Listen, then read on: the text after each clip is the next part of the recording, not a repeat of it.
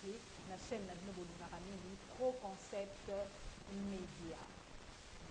Et voilà, tokobeta masolo maimata limboka lelo bako étudier nanga bazwa ngambu ngambu Sarah Matou, Gladys Mizele, baza ngambu lelo vraiment na kosola na bino tête à tête na maimatali actualité. Tolandaki kala mingi te mokonzi ya mboka Félix Antoine Tshisekedi auti ko décréter état de siège o eza bongo pona nomination ya ba gouverneur militaire na est ya mboka na biso notamment na Nord Kivu pe na Ituri conformément na article 85 ya constitution oyo ezopesa ye vraiment motindo wana pona koluka kaka ba voies et moyens lolenge nini ya ko maintenir kimia vraiment na partie est ya mboka na biso.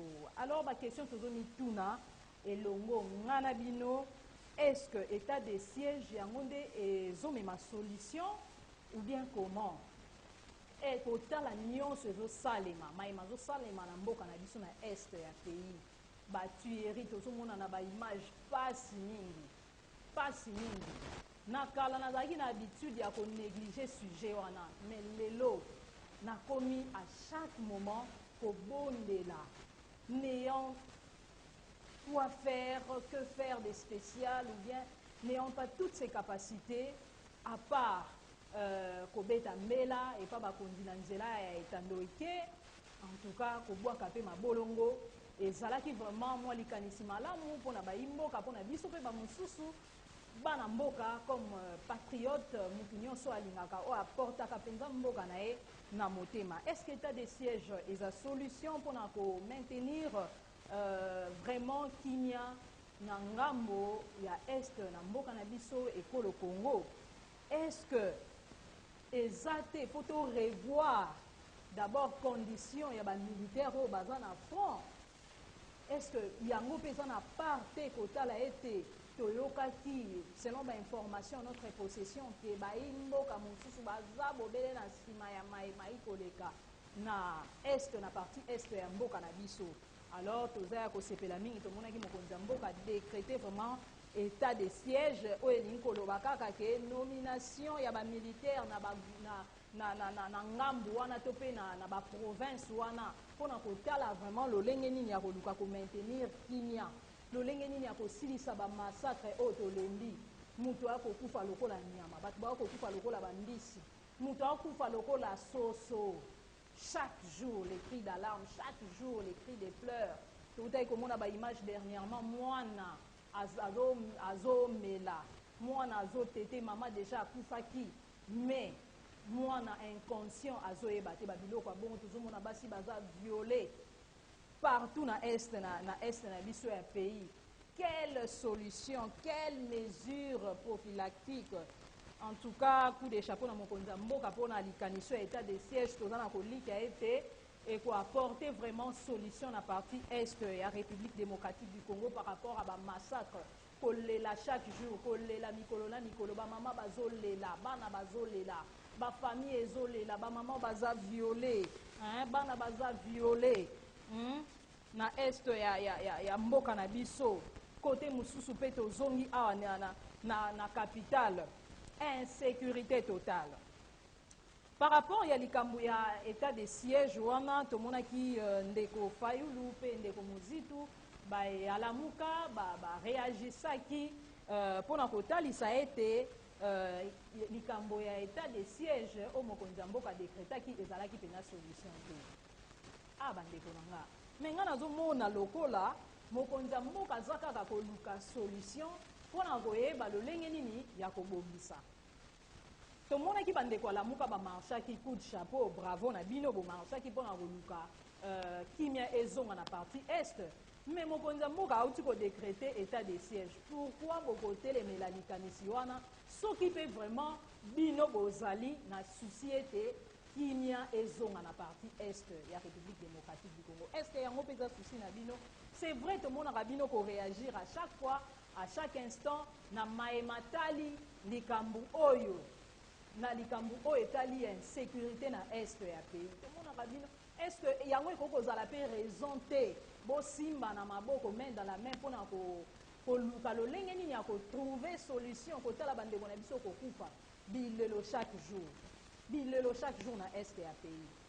Kobungisa d'abord mutu moko na famille. Ah oui, moi j'ai vécu ça avec mon petit frère, paix à son âme. Kobungisa na mutu moko eza facile à oublier, eza facile à digérer. Et alors, bazobungisa, admettons, vous êtes à 7, vous êtes à 8, obungisi batu nyonso otikali yo moko. Kunini wana, souffrance nini wana. Et puis, ata kutu tolobi ke tobotami maman moko te, papa moko te, mais toza makila moko, toza ekolo moko. Ndenge Maréchal Mobutu, papa Maréchal Mobutu azali koloba ekolo bo moko tata obele moko kotala bandeko na biso ba Congolais. Toza déjà bandeko. Yango tezo sala ke oyo ya ekolo oyo ya tribu oyo ya te biso nyonso bandeko zo sala pasi. Komona ndeko mwasi, komona ndeko mobali, ndenge bazokata mutu lokola na boucherie, lokola nyama, lolenge bazokata, lolenge bazoboma, lolenge bazosala, ezosala pasi mingi. Bandeko akota FCCP ba réagir na monaki mwana mboka Constant Mutanda, président à Nojek, a réagi. Ça que non, état de siège et sa solution. Quant à vous, quelle est la solution? Bailly FCC, 18 ans durant, qu'est-ce que vous avez apporté pour maintenir la paix dans cette partie est de la République démocratique du Congo? Alors, vraiment, Tokotombe la Moussala Malamu, na gouverneur, ya Nord Kivu, PA Ituri, bauti kozwa bongo bokonzi ba militaire oyo mokonzi mboka pesi vraiment bokonzi en tout cas bozwa makambo na maboko bozwa misala et puis bo se rendre compte na maye mokonzi ya MONUSCO a utaki ko soulever la fois dernière par rapport ya ba infiltré na kati armée congolaise. Il faut tenir, moi je pense qu'il faut tenir compte de tout cela pour voir comment maintenir la paix dans la partie est de la République démocratique du Congo. Et puis, le fait de revoir aussi la condition sociale de nos militaires qui sont au front, en tout cas, moi, je pense qu'ils appellent Ikanisi à Malam. Pour ceux qui baewana bazokende bitumba nanzala, bazokende bitumba baofuta mamalam te. Allez-y comprendre. Allez-y comprendre ce que ça va donner.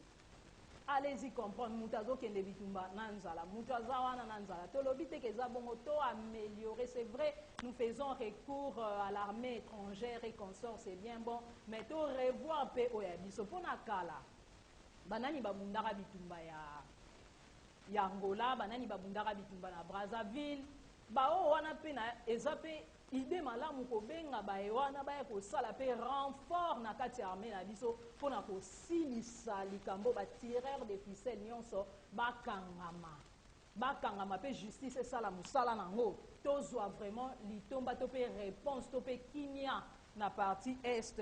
Un pays rempli de richesses, un pays doté de potentialités, un pays plein de richesses, mais envié par les autres. Non, je suis fière d'être, j'aurais préféré être congolais, j'aurais préféré être RDCien, mais bisomo toujours bénéficier d'un côté. Bisomo toujours bénéficier d'un côté. Tokende malembe, ndeko redi, ndeko Sarah Matou, tokende vraiment malembe na makambo matali mboka topé sécurité. La justice, moi je dis actuellement, jusqu'à présent, la justice semble piétiner. Pourquoi? La semaine dernière, un sujet libanais arrêté, mais à Zawapi. Quelle est la suite? Pour les Libanais, au Akangama qui bakangie na mbongo. Ça qui a mbongo est belé, Libanais à Kinikarabou, bakanga qui est dans l'aéroport. Normalement, il fallait transférer na parquet. Fallait transférer na parquet, basambisa ye, lolenge mutu nyonso tout. Nous parlons de l'état des droits. Mutu nyonso za la mundele noir tango. Ailleurs, on ne peut pas blaguer, hein. Ailleurs, ataka na ngambu aso katiro ko blaguer te, hein, yo étranger. Ou bien yo étranger, bakimisa yo na ba service à sécurité, ya mboka mo bakimisio. Non, ça ne se fait nulle part. En tout cas, moi, jusque-là, je dis que la justice est en train de tâtonner jusque-là. En tout cas, revoyez un peu quant à c'est. En tout cas, revoyez un peu quant à c'est. Revoyez. Ndengeni ni mutu bakangie, bazo auditionné à na kati aéroport akimi. Akimi ndengeni ake wapi. Na mécanisme nini ya kokima. Na mécanisme nini ya kokima. Okokima na ndengeni. Ekebanda na ndenge nini yo kima yo mutu bakangi yo na mbongo ebele epi mbongo azalaki nango toyebi te mbongo wana eza wapi, mbongo wana eke wapi, mbongo wana botie yango wapi. Est-ce que mbongo wana libanais wana bozongiselaki ye to bokangaki nde mbongo bozwi libanais bolibere mpe nani oyo akimisaki ye? Je pense que justice na biso vraiment po esala mosala. Justice na biso ko sala musala contre c'est pour remettre mutu nyonso na ba droit na et puis ko sala musala comme il se doit. Libanais, comment est-ce que ba ko respecter biso? Comment est-ce que ba ko respecter biso? Comment est-ce que ba ko banga biso?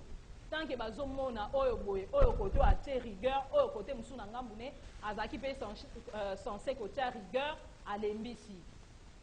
Oyo koto asali musala na e akoma na esika moko boye oyo kuna asundoli. Mboka ekobonga ndenge nini toko ede mokonzi ya mboka ndenge nini toko ede mboka na biso ndenge nini bandeko? Où allons-nous toko ede mboka na biso lolenge nini toko évoluer lolenge nini? Oui, toko koganga o mboka oyo boye o mboka oyo boye mboka oyo boye. Qu'est-ce que tu fais yo mokonzi batie esika wana? Qu'est-ce que tu fais pour le pays? Qu'est-ce que tu fais pour accuser les pays de tout le mot, pour dire tout ce que tu peux dire, pour n'en porter ma correction? Qu'est-ce que tu fais à ta place? C'est la question qu'on doit se poser. C'est la question qui reste à savoir. Moutounion son appoint, yozo salami. Pour justice et tambola bien. Pour justice et tambola bien, moutuna moutou, pour sala moussala na ye. Kobanda na ba avocat, ba juge, tozo mata. Bisonion, moutuna moutou, pour sala moussala na ye. Bakonzi ya DGM obukanaki libanais boyebisa biso libanais wana aza wapi, akimi ndenge nini, bakorespecte biso ndenge nini, bakobanga biso ndenge nini, bakobanga biso ndenge nini, bakorespecte biso ndenge nini, mboka ekobonga ndenge nini tant que mutu na mutu azosala mosala na ye lolenge esengeli te, tant que mutu na mutu azosala mosala na ye bien te. Vraiment, tobeti mbela na autorité compétente. En tout cas, revoyez un peu, qu'on voit clair sur ces dossiers. Mbongo ya mboke sokende kabo. Ah, togangaki, oh, un tel a zui, oh, un tel aurait détourné, oh, un tel. Mais kasi ye wana pe mbongo wana eutaki wapi, asalaki nango nini, eke wapi mbongo wana. Et puis, yepe libanais wana ake wapi. Et puis, yepe ake wapi. En tout cas, bah, imboka to revoir par rapport à la justice. Toujours la justice, nous parlons aussi de la plainte de la Mouka.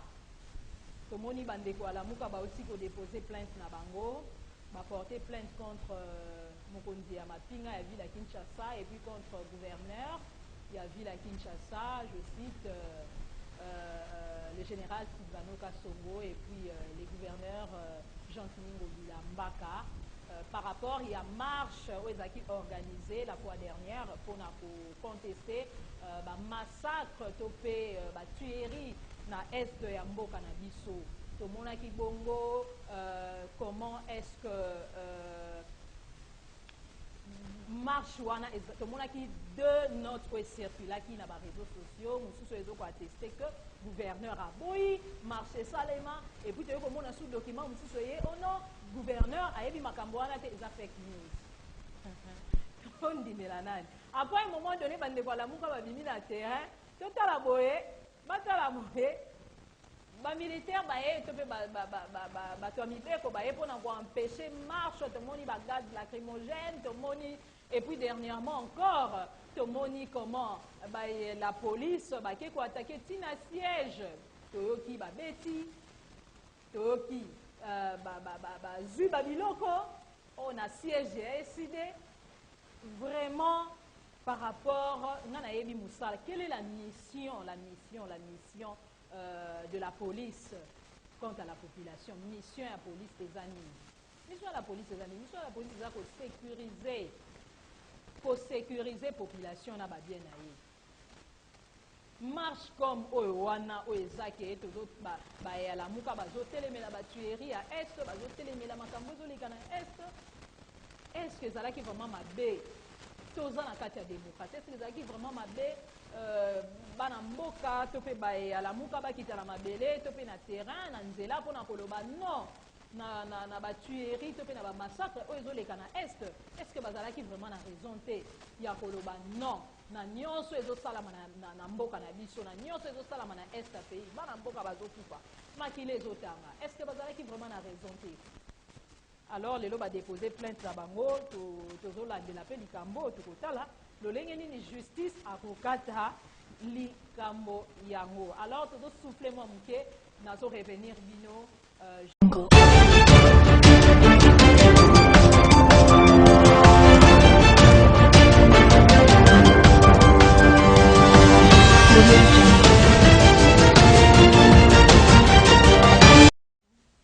Et voilà des retours sur ces plateaux. Vraiment, merci de votre confiance sans cesse renouvelée sur Pro Concept Média, votre chaîne qui vous fournit les informations fiables. Banaya Kinshasa, Banaya Brazzaville, Banaya Angola, Banaya partout dans le monde, na lingi bino mingi, nga soldat na bino ya makasi, na zungi lisusu, elongona bino, poto beta masolo, mae matali mboka. Tolobelako, tolobelango, pe toko continuer kolobelango, sujet d'actualité, nous allons débattre. Kino mongongo na biso ekoyokana, en tout cas na bandaku ya bakonzi poto za solution na mituna na biso, mituna na bino, mituna na biso, tozwa vraiment solution, tope biyano na maimatali ba question nyonso. Affaire RAM. RAM elingi koloba nini? Tope objectif ya RAM ezali penza nini? RAM elakisi nini? Registre des appareils mobiles autobéni en sigle RAM. Objectif ya RAM ezali nini? Tope eloko nini vraiment? Tope motuya ya RAM wana ezali nini? Po ndeko moko atunenga mituna ayebisinga mama Muriel, mama Mira, yango RAM ango eza RAM ya poisson, eza RAM ya papier duplicateur. Te RAM eza RAM ya papier duplicateur te ya poisson pété et ça registre des appareils mobiles RAM en sigle. Objectif nango eza nini? Malobeli biso na lokota ya français eza objectif nango ya liboso eza optimiser la sécurité et la qualité des services des réseaux mobiles sur les territoires nationaux. Et ça peut bon pour lutter efficacement contre la contrefaçon des appareils mobiles. Combattre les vols des appareils. Waouh, waouh, waouh. Combattre les vols des appareils. Mais mon tour n'a pas na autorité compétente, ministre ya PNTIC, son excellence Kibasa Maliba, aye bisabiso tope aya no la ba imboka na maimatali RAM. Banda RAM eye et sungi population na nini na maimatali vol ya ba téléphone. Est-ce que bana ya Congo tope population oyo babane ko bungisa tope ba bungisa ki déjà ba téléphone à partir ya service o ya RAM? Est-ce que ba récupérer déjà ba téléphone na bango ba bungisa ki à partir kaka ya RAM? Prochainement nani essaie à récupérer téléphone na ye na makambo oyo ya RAM tope banda RAM ye tolandaki président ya autorité à régulation ya poste de télécommunication monsieur Christian Katende na Top Congo fois passée a révélé que les registres des appareils mobiles RAM va gérer plus de 50 millions de dollars par an des recettes, alors que les opérateurs mobiles évoquent qu'ils vont gérer par an un montant de 120 millions de dollars. Et puis, bon, on a géré le lengeni. Des 60 plaintes fusent de partout par rapport à la réalité au Yaram. Situation et la population. peuple congolais jusqu'à présent azolela azo se retrouver te moko abengi biso awa abengi régie à Pro Concept Média pour dire que bolobela biso mama botaela biso likambo oyo naza na mutu na hôpital natie 25 unités ram ameli nakobenga lisungi lolenge nini nakobenga bandeko basunga bingai na ndeko naza na hôpital lolenge nini tandi ke ram abandi korécupérer ndeko mosusu alobi d'ici là, j'aurai vraiment la technique ready, en tout cas au Edenga, par rapport aux éléments que nous avions récoltés autrefois sur le terrain, quant aux plaintes, quant aux avis, bavi à Batou, ndenge balobela qui par rapport à Ram, ndeko moko ebisinga, nazana nukutu na musala te, na recharger crédit pour na benga. Ici et là, pour na ba esika na déposa qui bateau na zo la lisungi. Et si quand on a musala, Ram a consommé crédit. Est-ce que c'est de cette manière-là que ces ministères ou bien ces structures devraient procéder? Est-ce que c'est de cette manière-là qu'on aide la population? Population au azana musalate, population au azole la kinolelo, population au azoluka, lolenge nini ya komi binisa, bo banda ko soutirer, abanda ko payer ba taxe moko songolo. Mbongo wana ekokende wapi toke ozala gérer ndenge nini. Nous lançons vraiment un message aux autorités compétentes par rapport à cette situation et à Ram. Tozomona côté au bas détourné qui tomoni côté au bas sala qui en tout cas tout le monde a fait clair na likambo eza ya Ram, sinon revoir, sinon retirer topé kolongola vraiment likambo matali Ram tomoni pe mwana mboka ndeko Yves Kisombe oyo alobeli pe makambo oyo keza braquage ya peuple congolais. Il faut pas interrompre ango. Pourquoi? Peuple congolais a commis na makoki wana te. Peuple congolais a commis na makoki wana te. Peuple congolais doit souffrir non. Peuple congolais azolela nanu nakoluka lipa. Peuple congolais azoluka nanu lipa oso otali lipa lelo forme ekomi lipa ya 300 francs mais mawa trop nayebi te lipa 300 francs mutu lokola ngabo ifo nalia ho ata 10 lipa 300 francs ekondi population azoluka nanu lolenge akolia lolenge akonini boye susu na taxi ya Ram bobakiseli ye taxi ya Ram to lancer vraiment mbela bayebisa biso mbongo wana ekokende wapi ekosala nini to pe apporter nini par rapport à l'objectif oyo bapesi biso ya Ram tomoni nanu litomba moko te tomoni nanu eloko moko te par rapport ya makambo ya Ram. Oh non, l'objectif nango eza kosécuriser et qu'on sort batelefone tout esalemaka awa te par rapport à contrefaçon batelefone esalemaka awa te et puis kosécuriser pareil pour na vol et consort nani o déjà bumisaki non na monité ndeko moko aye oh non merci to pas l'équipe de la télévision merci pour notre service arabe depuis que on a instauré ce système j'ai pu récupérer mon téléphone piqué ou consort nani to monité ba bien fondé nango to par rapport à l'objectif pour ba pesi biso to moni ba bien fondé nango te. En tout cas, bon, mais qu'on éclaircir biso et puis bon revoir nanu na oetali likambo ya baram. Marche ezaki organisé le lundi passé le 3 pour na côté les likambo etali ram. To moni vraiment ba e mapinga ba konza mapinga ko ya vraiment ko pekisa marche to mona ki ba journaliste msusu ba kangamaki. Est-ce que batu bakoko bima na balabala te pona ko revendiquer za ba droit na bango?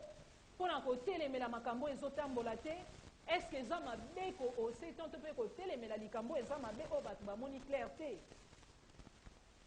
Moi je crois que nous sommes dans un état démocratique, tous dans un pays na biso état démocratique, en tout cas bakonzi to revoir un peu quand on parle de la démocratie. Revoyons un peu cette situation, sinon ezakaka ko faire souffrir population. Ezaka ko faire souffrir population. Population azoko nyoko mazako lela bozo bakise ba taxe. Soki makambo échanger makambo ebongwani nani akoya kolela pour ces $1 botala na niveau. Ezaka ka $1 oyoyo mwana mboka nyonso il faut afuta comme frère Aram motala bilelo ne bato baolela bamosusu balimwe na baréseau sociaux mikolo ebele tozomona bango susu nini te mpona nini Ram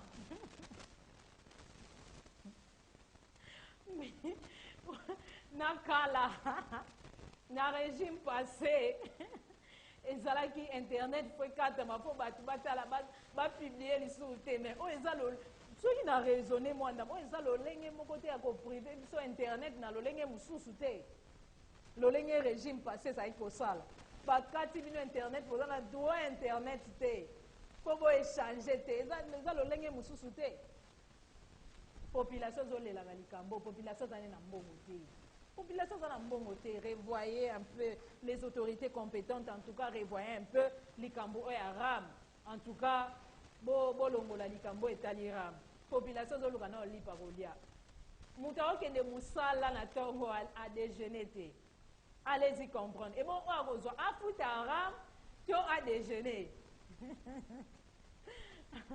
afuta Ram to adéjeuner appel ekomi ozonga bappel na bakabine téléphonique odisposer kaka 600 fois osali appel mpo soki te vodacom akokata. Est-ce que vous avez pensé à cette population qui souffre avant d'instaurer ces systèmes?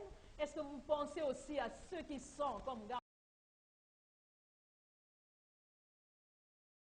malade na hôpitaux, vous pensez na bango oya tcheka 50 unités pour benga aluka secours ya mbongo quelque part. Est-ce que vous pensez à cette population? Est-ce que vous talaki vraiment ba mesure wananyos? Est-ce que vous pensez que vous avez pensé à la population qui jusqu'à présent est à la quête d'un bon boulot, d'un bon travail? Est-ce que vous avez pensé à cela? Est-ce que vous avez pensé à cela?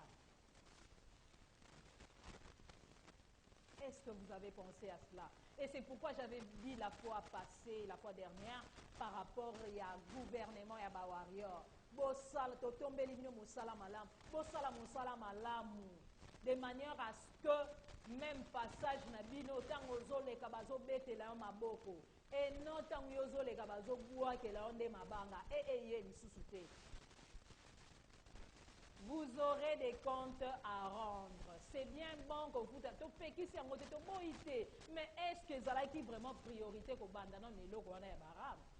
Est-ce que ça qui vraiment priorité d'abord? Est-ce que ça qui priorité? Ce qui te suit par exemple, misale koti makambo komi normal. Est-ce que batubako ganga un bon nombre de gens, un bon nombre de la population? Est-ce que koko bimananzela pour ganga likolo $1? Si bazo ganga, si bazo lela, si population zo lela, il faut comprendre que ça ne va pas. Ça ne va pas. Ça ne va pas. Souffrance, il y a peuple. Oazo tala na robanda wapi na osuki c'est la wapi.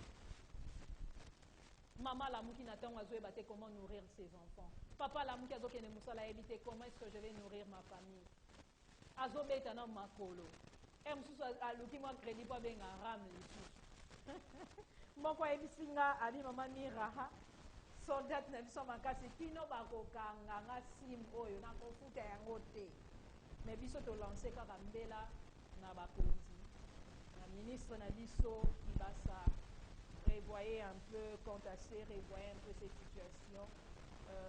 Moi je pense que ce n'est pas de cette manière là qu'on devait aider la population.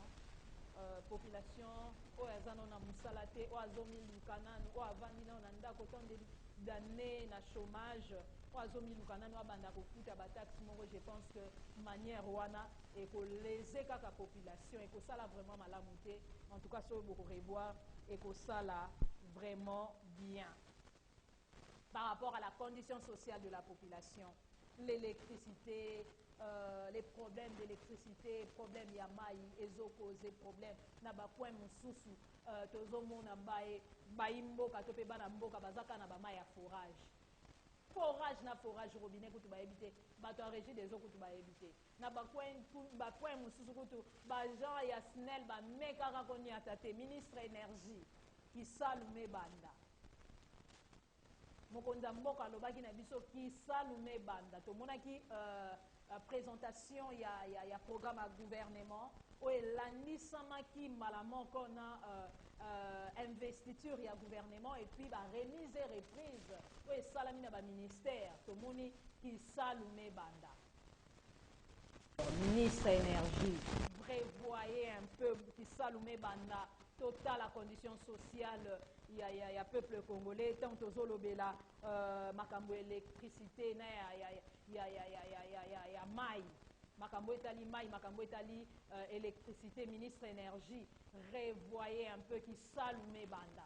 Tout le monde a mis ça là, tout le monde gouvernement ba warrior, tout le monde a mis tout le monde a mis matali maille pe courant, ministre énergie, tout le monde a mis basi bakoma bakingo etenga makabwe babido mai na kitoki mosi kuna moyen te pasi ya mai selemba ona bakwe msusu pasi ya mai batu bakoma kowelela mai ya mvula soki mvula enoki batu bazobanga ta kutu bakake te na kala ezalaka soki mvula ebandi konoka batu bakomi kobanga kake batu bazobata bambula lelo mutu azolala te quand la pluie s'annonce la maman ou le papa les responsables ne dorment plus, azo veillé kaka, azela atoka mayambula.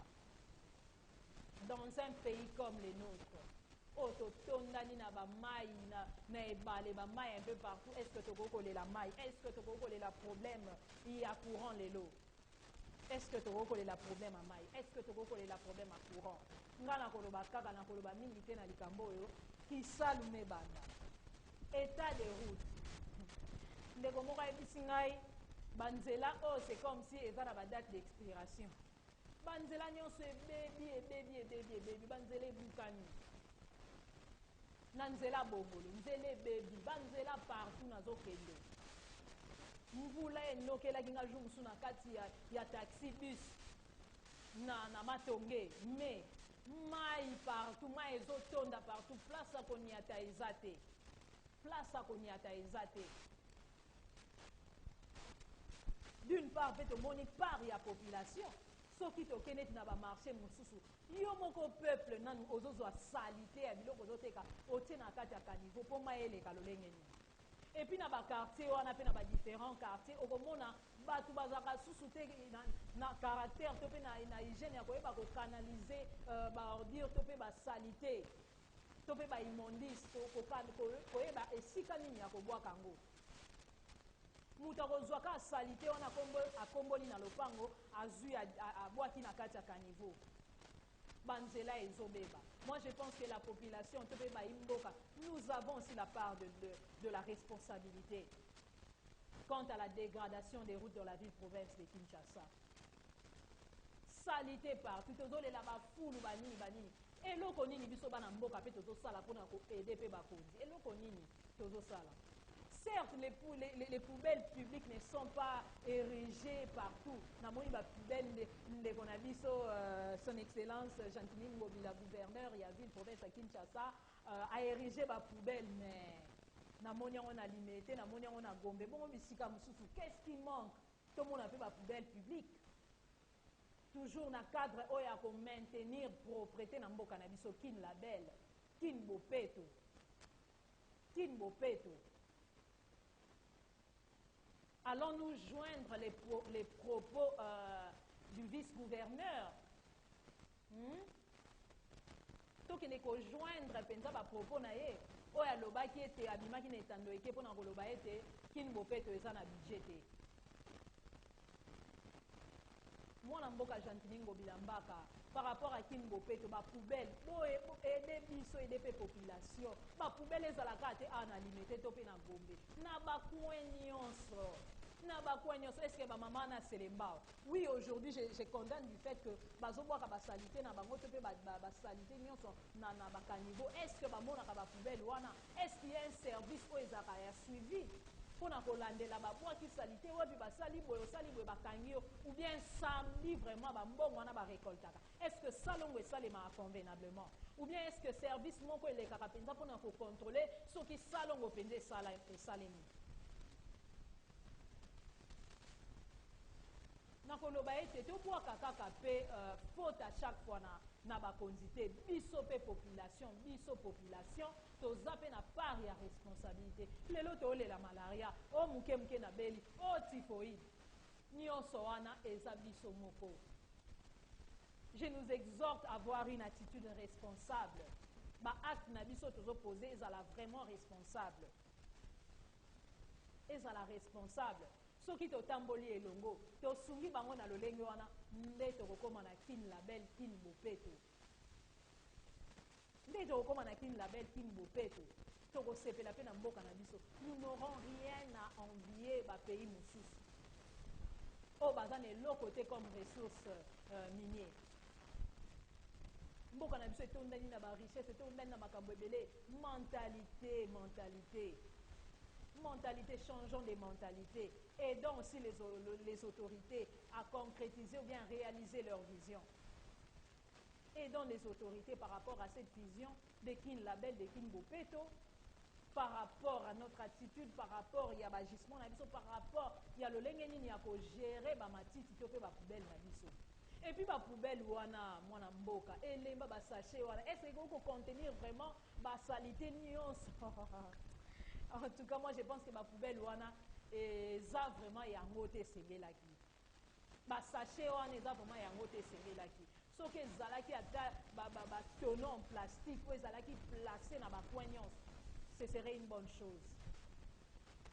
Ce serait vraiment une bonne chose. D'elles se sentent pleines puces de partout. Panamboka bazolela, peuple zolela. Entre-temps, tout le monde déjà misale bandi. Remise et reprise de Salemaki. Misale bandi. En tout cas, tout tombe libino. Gouvernement Bawarior, tout tombe libino. Mosala malamu. Rendez-vous na 2023. Sinon, Mikolo Mizali Koya. Totikaka bilembo malamu. Babeta lisolo na biso malamu. Après départ na biso. Babeta la biso maboko. Après départ na biso. Vous étiez certainement nombreux à nous suivre. Lelo de penza nangonga oyo tote moi pause na matali masolo a mboka na mokolo mwalelo na chaîne na bino bolingaka mingi Pro Concept Media. Merci de nous avoir suivis de partout. Au revoir.